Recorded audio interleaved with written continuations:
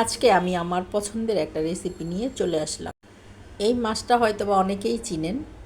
এটা আমাদের গ্রামের বাড়িতে এই মাছটার নাম বলে হচ্ছে তবুশি মাছ। এই মাছটা খেতে খুবই মজার, তাই এই মাছটা আমার খুব পছন্দের।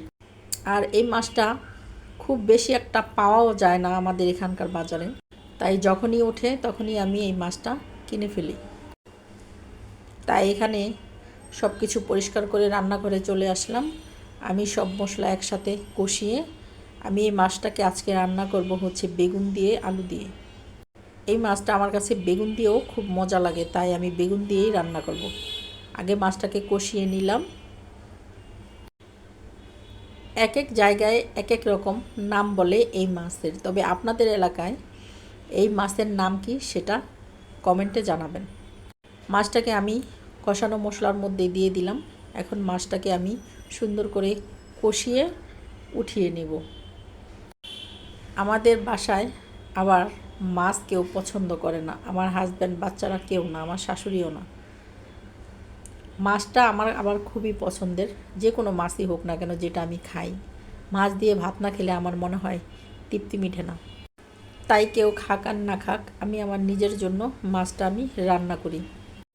আর আমি কি পছন্দ করি না করি সেটা আমাকে তো আর কেউ বলবে না যে এটা আমার পছন্দ না, আমার পছন্দ অনুযায়ী কেউ রান্না করবে। তাই আমার নিজের রান্নাটা আমি নিজেই করি।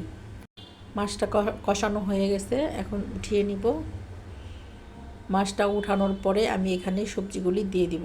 বেগুন আর আলু ভালো করে দিয়ে কষিয়ে নিব। তবে মাছটা রাতের বেলায় কেনাতে মাছটা কিনে মনে হয় ঠকেই গেলাম, কারণ দামটাও অনেক বেশি। এখন তো সব মাছেরই দাম বাড়ছে, তো মাছটা আমার কাছে একটু নরম নরম মনে হয়েছে। যখন কিনলাম তখন মনে হয়েছে মাছটা একেবারেই তাজা, কিন্তু যখন বাসায় আনলাম দেখলাম যে মাছটা একটু কেমন যেন নরম নরম। তবে আমাদের সামনেই মাছটা মেপে দিয়েছে এখানে। আর আমার হাজব্যান্ড মাছটা কিনতে চায়নি আসলে, কিন্তু আমি বললাম যে এটা নিয়ে নাও, কারণ এই মাছটা পাওয়া যায় না। ও তেমন একটা মাছ খায় না, সেজন্য ওর মাছের প্রতি তেমন একটা আগ্রহ নেই বললেই চলে। আমি আবার মাছ ছাড়া ভাত খেতে পারি না। মাছ, শাক সবজি আমার এটা লাগেই।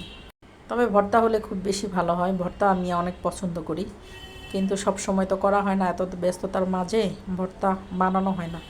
আর একা একা তো নিজেরটা নিজেরই করে খেতে হয়, সেজন্য আর খাওয়া হয় না।